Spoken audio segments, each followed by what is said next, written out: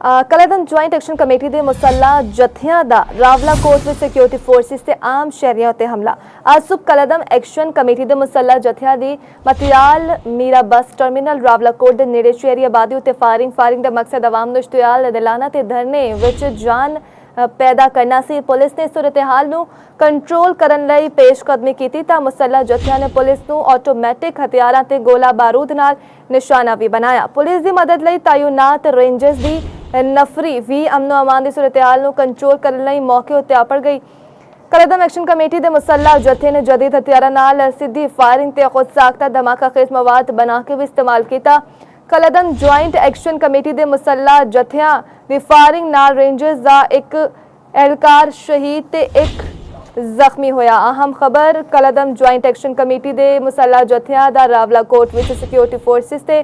आम शहरियों उत्ते हमला। अज सुबह कलादम एक्शन कमेटी के मुसल्ला जत्थियां दी मतियाल Meera bus terminal Rawla coat के नेड़े शहरी आबादी उत्ते फायरिंग का मकसद आवाम नूं इश्तियाल दिलाना ते धरने विच जान पैदा करना सी। पुलिस ने सूरत हाल नूं कंट्रोल करने लई पेशकदमी कीती तां मुसल्ला जत्थियां ने पुलिस नूं ऑटोमैटिक हथियारां ते गोला बारूद नाल निशाना बनाया। पुलिस की मदद लई तैनात रेंजर्स की नफरी भी अमनो अमान की सूरत हाल नूं कंट्रोल करने लई मौके उत्ते अपड़ गई। कलादम एक्शन कमेटी के मुसल्ला जत्थे ने जदीद हथियारां नाल सीधी फायरिंग ते खुद साख्ता धमाका खेज मवाद बना के भी इस्तेमाल किया। कलादम ज्वाइंट एक्शन कमेटी के मुसल्ला जत्थियां दी फायरिंग नाल रेंजर्स का एक एहलकार शहीद ते एक जख्मी होया। इस उत्ते मजीद गल करन लई साडे नाल मौजूद हैं Shahid Saqlain senior anchor person. Ji Shahid Saqlain, कलादम ज्वाइंट एक्शन कमेटी के मुसल्ला जत्थियां दा रावला कोट में सिक्योरिटी फोर्सिस ते आम शहरियों उत्ते एक बार फिर हमला, की कहोगे तुसी? जी बिल्कुल, बड़ी अफसोसनाक एक खबर आई है और एक कलादम ज्वाइंट एक्शन कमेटी की तरफ कोले जारी गल है कि इन्हां दी कोशिश की कि धरना दित्ता होया और लोकां नूं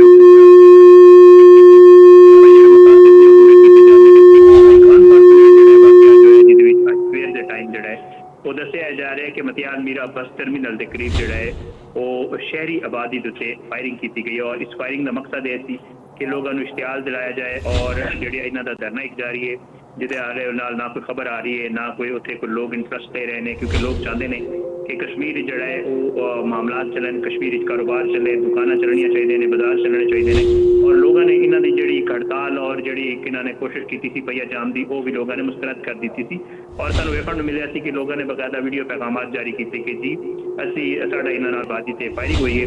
और वो एक अफसोसनाक खबर है कि साडा रेंजर्स का एक जोड़ा नौजवान है वो शहीद होए। पुलिस आई इस अमन अमान की सूरत हाल को कंट्रोल करने ते जेडे मुसल्ला जत्थे सन उन्हें जोड़ा है पुलिस से भी ऑटोमैटिक हथियारों नाल फायरिंग की है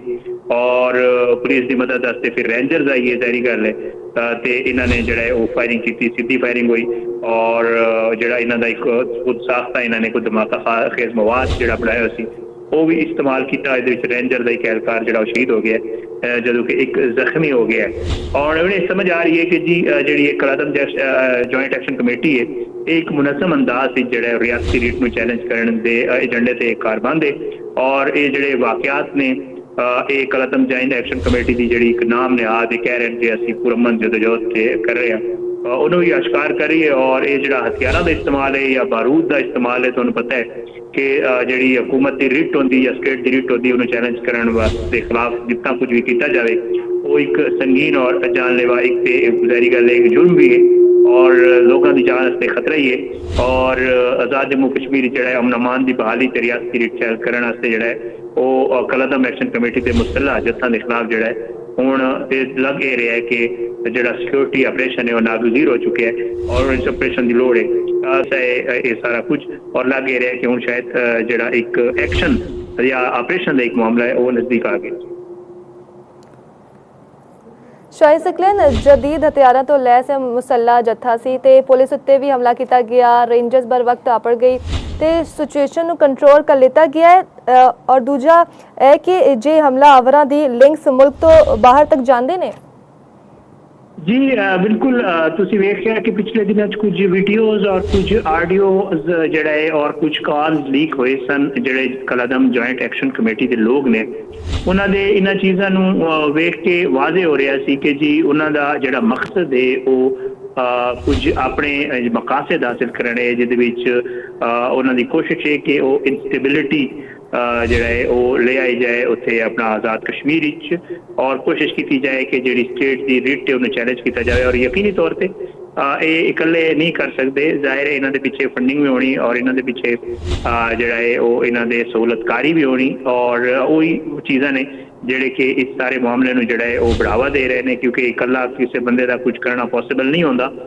ਕਾਫੀ ਸਾਰੇ ਲੋਕ ਤੇ ਇਹਨਾਂ ਦੇ ਗ੍ਰਿਫਤਾਰ ਹੋ ਚੁੱਕੇ ਨੇ, ਔਰ ਮਜ਼ੀਦ ਕੁਝ ਇਹੋ ਜਿਹੇ ਲੋਕ ਨੇ ਜਿਹੜੇ ਧਰਨੇ ਦੀ ਸੂਰਤ ਵਿੱਚ ਉੱਥੇ ਮੌਜੂਦ ਨੇ, ਔਰ ਉਹਨਾਂ ਨੇ ਆਮ ਸ਼ਹਿਰੀਆਂ ਨੂੰ ਢਾਲ ਦੇ ਤੌਰ ਤੇ ਇਸਤੇਮਾਲ ਕੀਤਾ ਹੋਏ। ਉੱਥੇ ਧਰਨੇ ਦੇ ਵਿੱਚ ਬੈਠੇ ਨੇ, ਉਹਨਾਂ ਨੂੰ ਪਤਾ ਹੈ ਕਿ ਜੀ ਇੱਥੇ ਧਰਨੇ ਦੇ ਵਿੱਚ ਆ ਕੇ ਪਕੜਨਾ ਔਰ ਆਪਰੇਸ਼ਨ ਕਰਨਾ ਜਿਹੜਾ ਹੈ ਉਹ, ਕਿਉਂਕਿ ਆਮ ਲੋਕ ਉੱਥੇ ਮੌਜੂਦ ਨੇ, ਔਰ ਜਿਹੜੇ ਸਾਡੇ ਫੋਰਸਿਸ ਨੇ ਉਹਨਾਂ ਦੀ ਕੋਸ਼ਿਸ਼ ਹੁੰਦੀ ਹੈ ਕਿ ਆਮ ਸ਼ਹਿਰੀਆਂ ਨੂੰ ਜਿਹੜਾ ਹੈ ਉਹ ਜ਼ਿਆਦਾ ਉਹ ਨਾ ਕੀਤਾ ਜਾਵੇ। ਤੇ ਇਸ ਵਾਸਤੇ ਉਹਨਾਂ ਦੀ ਕੋਸ਼ਿਸ਼ ਉੱਥੇ ਬੈਠੇ ਨੇ, ਔਰ ਉਹ ਉੱਥੇ ਬਹਿ ਕੇ ਵੀ ਜਿਹੜਾ ਹੈ ਉਹ ਇਸ਼ਤਿਹਾਲ ਔਰ ਇਹ ਚੀਜ਼ਾਂ ਕਰ ਰਹੇ ਨੇ, ਤਕਰੀਰਾਂ ਵੀ ਕਰ ਰਹੇ ਨੇ, ਔਰ ਸਾਰੇ ਮਾਮਲਾਤ ਨੂੰ ਖਰਾਬ ਕਰਨ ਦੀ ਕੋਸ਼ਿਸ਼ ਕਰ ਰਹੇ ਨੇ। ਤੇ ਯਕੀਨੀ ਤੌਰ ਤੇ ਇਹ ਇਕੱਲੇ ਨਹੀਂ ਕਰ ਰਹੇ, ਇਹਨਾਂ ਦੇ ਪਿੱਛੇ ਜਿਹੜਾ ਹੈ ਉਹ ਸਹੂਲਤਕਾਰੀ ਵੀ ਹੈ, ਇਹਨਾਂ ਦੇ ਪਿੱਛੇ ਫੰਡਿੰਗ ਵੀ ਹੈ, ਤੇ ਬਾਕੀ ਮਾਮਲਾਤ ਵੀ ਹਨ।